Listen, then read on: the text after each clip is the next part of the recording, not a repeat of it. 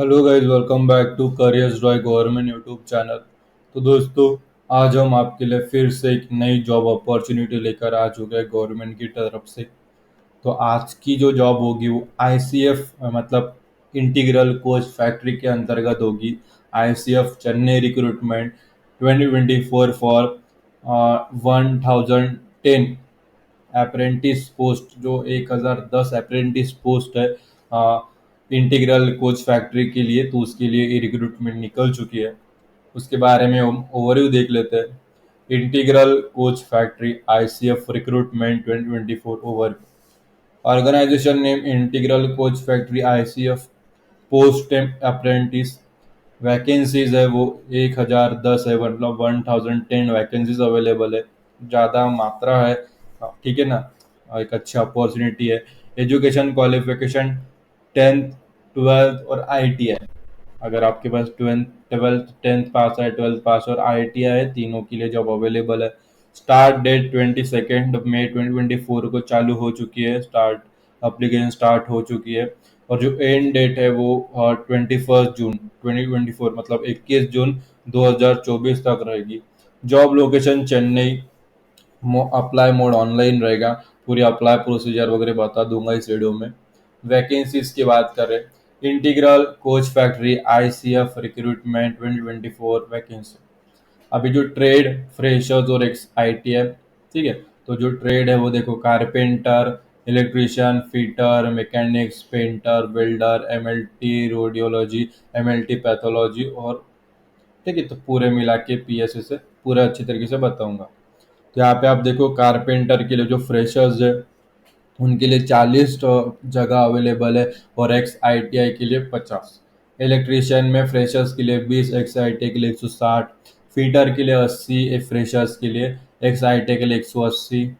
Mechanics के लिए freshers mechanics में फ्रेशर्स के लिए 40 और एक्स आईटीआई के लिए 50। पेंटर में फ्रेशर्स के लिए 40, एक्स आईटीआई के लिए 50। वेल्डर में फ्रेशर्स के लिए 80, एक्स आईटीआई के लिए 180। एमएलटी रेडियोलॉजी फ्रेशर्स के लिए 5 है, एमएलटी पैथोलॉजी 5। रेडियोलॉजी और पैथोलॉजी के लिए एक्स आईटीआई के लिए जगह नहीं है। फिर पीएसएसए के लिए, एक्स आईटीआई के लिए 10, फ्रेशर्स के लिए एक भी नहीं। अभी एलिजिबिलिटी क्राइटेरिया बता देता हूँ। देखो कितने सारे ट्रेड हैं, मतलब carpenter, electrician, fitter, mechanics, painter, welder, MLT radiology, MLT pathology और पैसा। 13 जगह है और 1010 वैकेंसीज है। अच्छी अपॉर्चुनिटी निकाली है। फिर integral coach Factory ICF recruitment 2024 eligibility criteria देख लेते हैं। अभी जो x ITI qualification period of training सारी बताऊंगा। फिटर, इलेक्ट्रिशियन और मैकेनिस्ट के लिए अभी देखो मैं क्या बताता हूँ, वो अच्छी तरीके से ध्यान में रखना, ठीक है। जो फिटर है, इलेक्ट्रिशियन और मैकेनिस्ट, ये तीन ट्रेड के लिए फर्स्ट पॉइंट है, candidate must have passed standard 10th with a minimum of 50% marks with science and math under the 10+2 system or its equivalent। मतलब अभी देख लो, आपको 10th पास होना चाहिए, वो भी 50% मार्क के साथ। और साइंस और मैथ्स आपका 10 12 होगा, जो 10+12 सिस्टम होगा, साइंस और मैथ्स उसमें कंपलसरी रहेगा। और इट्स इक्विवेलेंट जो डिप्लोमा वगैरह करते हैं उसमें भी साइंस अगर मैथ्स है तो ये आप आगे जा सकते हैं। फिर additionally they should pass a national trade certificate in the notice trade issued by the national council of vocational training और स्टेट काउंसिल और vocational training of for 1 year and above. अभी जो एडिशनली जो है वो आपका जो है वो नेशनल ट्रेड सर्टिफिकेट होना चाहिए आपके पास, जो कि नोटिफाइड ट्रेड इशूड होता है, जो कि नेशनल काउंसिल रहता है फॉर वोकेशनल ट्रेडिंग और state council for vocational training जो रहता है। वोकेशनल ट्रेनिंग में नेशनल काउंसिल और स्टेट काउंसिल से आपकी जो सर्टिफिकेट होनी चाहिए 1 ईयर और उससे अब। और ड्यूरेशन ऑफ ट्रेनिंग जो है इसके लिए 1 ईयर रहेगा, 1 ईयर रहेगा, ठीक है। अभी कारपेंटर, पेंटर और वेल्डर के लिए सेम वही प्रोसीजर है, लेकिन उसमें एक छोटा सा चेंज है। 10th होना चाहिए मिनिमम 50% मार्क के साथ, लेकिन यहाँ पे 10+2 सिस्टम और इट्स इक्विवेलेंट चलेगा, लेकिन साइंस और मैथ्स का यहाँ पे रिक्वायरमेंट नहीं है। अगर ये नहीं रहा तो भी चलता। और वही इसके ऊपर अगर आपके पास है national trade certificate from national council और state council of vocational training से 1 ईयर और उससे ज़्यादा का, तो आप बेहतर होगा। और ड्यूरेशन ऑफ ट्रेनिंग 1 ईयर, ठीक है। ट्रेनिंग सर्टिफिकेट रहेगा तो आपकी जो सिलेक्शन है वो अच्छी तरीके से जल्दी हो जाएगी। अभी नेक्स्ट है programming and system admin assistant. तो उसके लिए आपको जो कैंडिडेट है वो 10th पास होना चाहिए, 12th का नहीं है। 50% मार्क के साथ 10th होना चाहिए, 12th जरूरी नहीं है। National trade certificate in computer operator और प्रोग्राम असिस्टेंट्स का तो लगेगा नेशनल काउंसिल या स्टेट काउंसिल से। Duration of trading 1 year. अभी freshers qualification period of training जो एक्स आई टी आई है, ये एक्स आई टी आई के लिए मैंने बताया, अभी फ्रेशर्स के लिए हम बात करते हैं, ठीक है। ये एक्स आई टी है जिनके पास ये चीज़ें वगैरह है। अभी फ्रेशर्स के लिए हम बात करेंगे फिटर, इलेक्ट्रीशियन और मैकेनिक्स, ठीक है। तो इनमें ना वो सर्टिफिकेट्स की कोई ज़रूरत नहीं है। जो नेशनल ट्रेड सर्टिफिकेट रहेगा उसकी फ्रेशर्स के लिए ज़रूरत नहीं है, ये बहुत अच्छी खुशखबरी है। लेकिन इसमें जो ड्यूरेशन ऑफ ट्रेनिंग है वो 2 साल का रहेगा। तो उसमें फिटर, इलेक्ट्रिशियन, मैकेनिक्स के लिए 2 साल। तो क्राइटेरिया 10+12 का तो सेम है, साइंस और मैथ्स रहेगा, 50% के साथ पास होना चाहिए। Duration of training 2 year. बस वो नेशनल ट्रेड सर्टिफिकेट था वो इसमें से गायब हो चुका है। कारपेंट और पेंटर के लिए भी वही है, नेशनल वही, मतलब 10th और 12th पास होना चाहिए, इसमें साइंस और मैथ्स नहीं रहेगा। ड्यूरेशन ऑफ ट्रेनिंग 2 साल। वेल्डर के लिए देख लो, 10th 50% के साथ पास, 12th भी होना चाहिए, साइंस और मैथ्स का कोई ज़रूरत नहीं है। Duration of training 1 year. अभी रेडियोलॉजी और पैथोलॉजी के लिए देख लो भाई, एमएलटी कैंडिडेट 12th एग्जामिनेशन पास होना चाहिए, 10+2 विथ, देखो, फिजिक्स होना चाहिए, केमिस्ट्री होना चाहिए और बायोलॉजी होना चाहिए। अभी यहाँ पे साइंस में फिजिक्स, केमिस्ट्री एंड बायोलॉजी होना चाहिए। मैथ्स नहीं रहेगा तो भी चलेगा, लेकिन रेडियोलॉजी और पैथोलॉजी में इन्हीं की तो ज़रूरत पड़ती है ना भाई, तो सब पास तो होना ही चाहिए, फिजिक्स, केमिस्ट्री एंड बायोलॉजी। और ड्यूरेशन ऑफ ट्रेनिंग रहेगा 1 ईयर। इतना हो गया। अभी मैंने एलिजिबिलिटी क्राइटेरिया बता दिया। अभी आगे बढ़ते हैं जो कि एज लिमिट के पास आ जाते हैं। तो अभी एज लिमिट देख लो।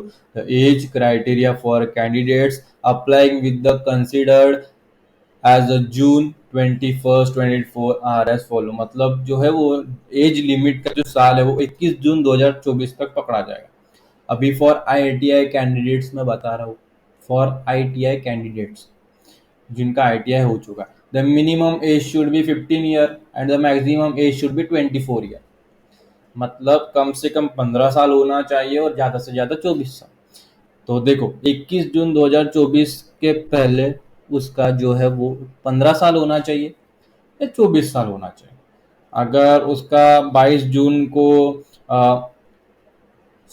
14 साल हो रहे, का 15 साल कंप्लीट हो रहे, तो वो नहीं चलेगा। 21 जून को अगर 15 साल कंप्लीट हो रहे तो बिल्कुल चलेगा।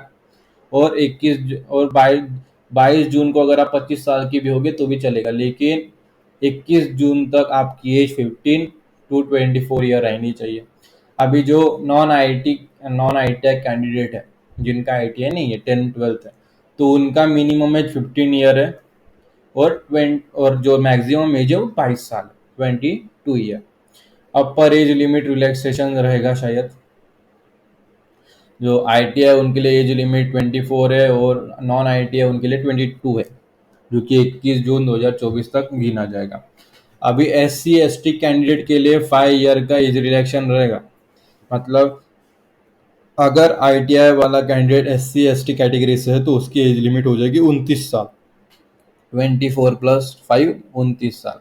ओबीसी कैंडिडेट है और एस सी एस टी में से नॉन आई टी कैंडिडेट है तो उसकी जो 5+5 ईयर का रिलैक्सेशन हो जाएगा वो 22 से 5, 27 साल हो जाएगा। और ओबीसी कैंडिडेट का 3 ईयर, 3%, ठीक है। अभी ओबीसी के लिए 3 ईयर का कैसा रहेगा, जो कि आई आई टी कैंडिडेट है उसके लिए 24+3 27 हो जाएगा। और नॉन आई टी आई वाला है उसे 22 से 3 25 हो जाएगा। अभी person with disability P W D का जो रहता है, पर्सन विथ डिसेबिलिटी, उसका एज रिलैक्सेशन होगा 10 साल का। मतलब समझ रहे हो, मतलब आई उनको तो होना ही, वो तो डिजर्व भी करते हैं पर्सन विद डिसेबिलिटी। तो आईटीआई कैंडिडेट्स रहेंगे, अगर वो पर्सन विद डिसेबिलिटी से आता है तो उसकी जो एज लिमिट होगी वो 24+10 34 34 हो जाएगी, और नॉन आईटीएन 22+10 32 32 हो जाएगी। अभी candidate seeking reservation benefit for SC/ST must provide their caste certificate issued by the appropriate authority during document verification. अभी जो रिजर्वेशन का फायदा ले रहे हैं SC/ST, तो उन्हें क्या लेना है, अपना जो कास्ट सर्टिफिकेट है वो सच में है या नहीं है, वो उन्हें अप्रोप्रिएट अथॉरिटी जो डॉक्यूमेंट वेरिफिकेशन होगा तब उन्हें कास्ट सर्टिफिकेट जो है वो प्रोवाइड करनी होगी।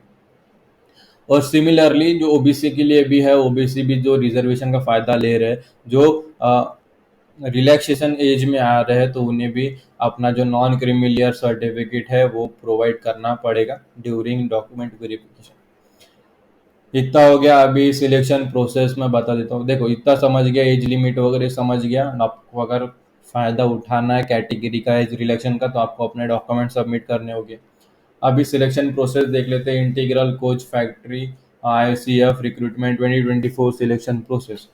Mode of engagement merit list based on standard 10th में। For Covid pass candidate 9th standard marksheet, 10th standard half yearly marksheet in consider. ठीक है, तो अगर आप कोविड में पास आउट है तो आपका 9th मार्कशीट गिना जाएगा, उसके मेरिट बेसिस पे आपका तय होगा, आपका चयन होगा। ठीक है, या 10th स्टैंडर्ड का हाफ ईयर का मार्कशीट इज कंसिडर किया जाएगा। इक्वल मार्क कंसीडर, मतलब जो अभी दो स्टूडेंट है और उनके इक्वल मार्क आ गए हैं, लास्ट 2 बचे हैं। अभी मेरे को बताओ कि 1010 जगह है। अभी 1010वां जो मेरिट लिस्ट का है उसे समझो 70% है, 80% है, पकड़ लो। और 1011वां 80% है। दोनों में से दोनों के परसेंटेज तो सेम है, लेकिन उसमें से सिलेक्शन किसका होगा, जो बड़ा होगा, ओल्डर एज प्रेफर्ड, मतलब जिसकी एज लिमिट बड़ी, जिसकी एज बड़ी होगी वो हो गया। ये बर्थ डेट से मतलब बर्थ डेट भी सेम है, तो फिर जिसने 10th पास पहले किया है उसे गिना जाएगा। ठीक है, अभी भाई अभी दोनों अगर सेम है तो फिर उनका पता नहीं, लेकिन जो डेट ऑफ बर्थ भी सेम है तो फिर उन्हें जो जिसने 10वीं पास पहले किया उसे किया, उसका चयन किया जाएगा। फिर आता है ट्रेड अलॉटमेंट। तो freshers candidate select trade based on merit. तो फ्रेशर्स कैंडिडेट उन्हें trade based on merit select किया जाएगा। No trade change request are entertain. Ex ITI train in respective trade. Physics fitness and medical examination किया जाएगा, फिर जिनका चयन होगा। Candidate must meet apprentice act condition, a medical certificate required from the authorised doctor. Engagement and contract. ITI non ITI sign apprentice एक contract रहेगा, minor contract by guardian, जो guardian की तरफ से भी कॉन्ट्रैक्ट लिया जाएगा, साइन किया जाएगा। फिर transfer certificate, original TC required for verification. जो आपको 10th 12th की जो TC रहती है कॉलेज की, स्कूल की, वो देना है। डिक्लेरेशन, वो भी ओरिजिनल होनी चाहिए TC। ठीक है, declaration candidate acknowledge no future employment right in ICF railway. ठीक है, एक्नॉलेज होना चाहिए no future employment right on ICF railway. अभी स्टाइफंड की बात कर लेते हैं सीधा सीधा। Integral coach factory ICF recruitment 2024 stipend, और stipend rate for apprentice are as follow. Fresher जो स्कूल पास पास आउट है 10th प्लस, उनकी जो स्टाइफंड रहेगा वो 6,000 रहेगा। फ्रेशर्स जो 12th पास है उनका स्टाइफंड 7,000 पर मंथ रहेगा। और जो एक्स ITI और नेशनल स्टेट सर्टिफिकेट होल्डर है उनका 7,000 पर मंथ रहेगा। ठीक है, तो 10वीं के लिए 6,000, बाकी के लिए 7,000 रहेगा। अभी during the second year of apprentice training there will be 10% increase the protection minimum stipend amount. मतलब अगर फिर आप सेकेंड ईयर में पहुंच जाओगे अपने ड्यूरेशन के, तो सबका इंक्रीमेंट होगा, जो कि 10% आपकी सैलरी के साथ, आपका स्टाइफंड के साथ 10% इंक्रीज होगा। For national and state certificate holder, the period of training they have already undergo in the considered to determine the minimum payable rate of stipend. अभी आ चुके हैं एप्लीकेशन फॉर्म में लिए। तो भाई इसका थोड़ा प्रोसीजर लंबा है, फिर भी बता देते हैं, ठीक है। एप्लीकेशन फॉर्म में बताऊंगा कैसे फिलअप करना साइट पे जाके, तो लेकिन पहले ये देख लो। स्टाइपेंड समझ में आ गया, या आशा करता हूँ मैं। अभी आई होप आपको स्टाइपेंड समझ में आ गया। अभी एप्लीकेशन देखते हैं, application online form Integral coach factory ICF recruitment 2024 application apply online. Application date May 2024, 2022, 22 मई 2024 से लेके 21 जून 2024 अंटिल 5:30 17 R50, मतलब 5:30 बजे तक PM चलेगा। सबमिशन उसकी वेबसाइट हमने प्रोवाइड की है। सबसे पहले तो इसकी लिंक आपको इस वीडियो के डिस्क्रिप्शन में मिल जाएगी भाई। जैसे आप वहाँ पे क्लिक करोगे आपके सामने ये पेज ओपन होगा। कैसे क्लिक करना सारी चीज़ें बताऊंगा। फिर log on ICF web portal. फिर आप अच्छे से जो एप्लीकेशन फॉर्म जो है करेक्टली पढ़ लीजिए। अभी डॉक्यूमेंट हो गया, सर्टिफिकेट हो गया, पासपोर्ट साइज फोटोग्राफ हो गया, रेडी रखना है डॉक्यूमेंट सर्टिफिकेट। जैसे 10th 12th ITI नेशनल जो सर्टिफिकेट्स है वो रेडी रखना है। हाँ, और अपना पासपोर्ट साइज फोटो भी रेडी रखना है। और देखो, उन सब की जो फाइल है वो JPG फॉर्मेट में होने चाहिए, और 200 KB के ऊपर उसका साइज नहीं होना चाहिए। Registration, the system generate a unique registration number. हर एक कैंडिडेट को उसका सिस्टम अलग यूनिक रजिस्ट्रेशन नंबर URN जो है वो अलग जनरेट करके देगा। पासवर्ड आपको करना है। पासवर्ड आपको जो डेट ऑफ बर्थ आपका रहेगा वही डेट, डे, मंथ और ईयर। डेट आपका डेट ऑफ बर्थ का डेट है वही आपका जो है इस फॉर्मेट में रहेगा। डे, मंथ और ईयर के फॉर्मेट में आपका पासवर्ड जनरेट करेगा। फिर आपको आपका डेट ऑफ बर्थ के जरिए लॉगिन करना है पासवर्ड डाल के। प्रोसेसिंग फी देख लो, तो आपकी जो 100 रुपीज़ फी रहेगी plus service charges not refundable, paid online रहेगा। SC ST PWBD woman candidate are exempt from the application fee, मतलब इनकी फी नहीं रहेगी। SC ST PWD और वुमन भी, वुमन OBC जनरल में भी आ गए, अनरिजर्व कैटेगरी में अभी आ गए, तब भी उनकी फी नहीं रहेगी। बस OBC अनरिजर्व जनरल कैटेगरी के मेंस को ही मेल्स को ही उनकी फी फिलअप करनी है, वो भी माइनर है, 100 रुपीज़ है। फी पेमेंट इंस्ट्रक्शन, आपकी जो पेमेंट है सक्सेसफुल होने के बाद जो unique transaction ID starting with DU will be send to the registered mobile number भेज दिया जाएगा। फिर preserve this transaction ID for future reference, मतलब ये अच्छी तरीके से संभाल के रखना है जो मैसेज वगैरह आएगा, तो आप फ्यूचर रेफरेंस के लिए। रिफंड वगैरह नहीं होगा। Verification before final submission, verify the details कर लेना अच्छी तरीके से। एक्नॉलेजमेंट वगैरह सब साइन करना, डॉक्यूमेंटेशन वगैरह जो है वो सबमिट कर देना, फिर सबमिशन कर देना। डॉक्यूमेंट वेरिफिकेशन के बाद सबमिट कर देना। अभी यहाँ पे देखो ऑफिशियल नोटिफिकेशन, यहाँ पे क्लिक हियर पर क्लिक करो। जैसे आपने वहाँ पे क्लिक किया, नोटिफिकेशन है यहाँ पे बता देता हूँ। नोटिफिकेशन यहाँ पे क्लिक हियर पर क्लिक किया, ये नोटिफिकेशन है। सारी चीज़ें देखो, SC फ्रेशर्स के लिए UR, unreserve OBC, SC ST PWD अच्छे तरीके से पूरे मिला के जो जॉब है। अभी उसके बाद नीचे देखो, नीचे पूरे अच्छी तरीके से आ गया है। अच्छी तरीके से क्या है क्या नहीं सारी चीज़ें यहाँ पे मिल जाएगी आपको। हाँ, मैंने मेन मेन चीज़ तो आपको बता दिया उसमें ही अपने ब्लॉग में। लेकिन आपको और डिटेल में जानना है तो ये 7 पेज का PDF है। नोटिफिकेशन, जॉब नोटिफिकेशन, वहाँ पे क्लिक करने के बाद ये सारी चीज़ इसमें आ जाती है। अभी अभी हम जाएंगे एप्लीकेशन फॉर्म फिलअप करना है, फिर से हम अपने ब्लॉग में जाएंगे जिसकी लिंक हमने डिस्क्रिप्शन में दी है। फिर यहाँ पे to apply for this job please visit, इस लिंक पर जाएंगे PBICFgovernment.in।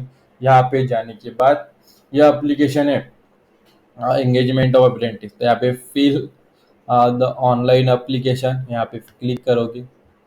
XITI फ्रेशर्स जो भी सिलेक्ट करोगे, जैसे फ्रेशर सिलेक्ट किया। फ्रेशर सेलेक्ट करने के बाद यहाँ पे इंफॉर्मेशन है, पर्सनल इंफॉर्मेशन ये फिलअप करनी है भाई। देखो यहाँ पे सारी चीज़ें फिलअप करनी है। Name, father name, mother name, community, date of birth, Aadhaar name, Aadhaar number, PAN card, ID mark 1, ID mark 2, gender, physical challenge, nationality, सारी चीज़ें। फिर फोटोग्राफ वगैरह फिलअप करना है, नेम वगैरह फिलअप करने के बाद यहाँ पे नेक्स्ट पर क्लिक करना है। कॉन्टैक्ट इन्फो फिलअप करना है। फिर PWD वगैरह कुछ है तो फिलअप कर दीजिए, फिर क्वालिफिकेशन फिलअप करना है। फिर क्रिएट करने के बाद यहाँ पे OTP जनरेट होगा, वो OTP यहाँ पे फिलअप करने के बाद फॉर्म फिलअप कर देना।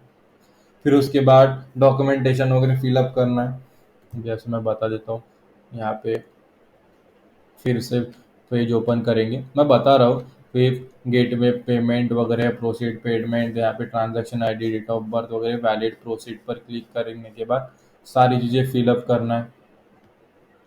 अच्छी तरीके से बता रहा हूँ, ठीक है।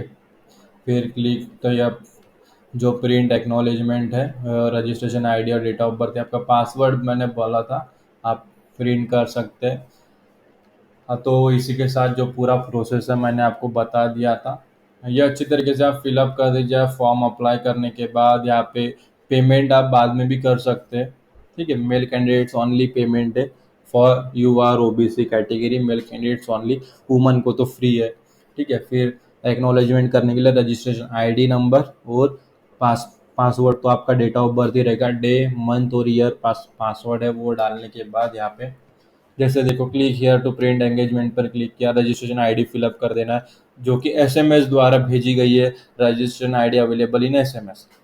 यहाँ पे देखो अगर डेट, देखो डेट क्या है आपके इसकी, फिर से एक बार दिखा देता हूँ। यहाँ पे एक्नॉलेजमेंट में गया, रजिस्ट्रेशन आईडी जो SMS द्वारा आपको भेजी गई वहाँ पे क्लिक करना। अभी डेट ऑफ बर्थ समझो 7 अक्टूबर 1998 है, तो 07 अक्टूबर का 10th महीना और ईयर, ये है आपका पासवर्ड। तो यहाँ पे फिलअप करना है और valid and proceed to print out निकाल लेना।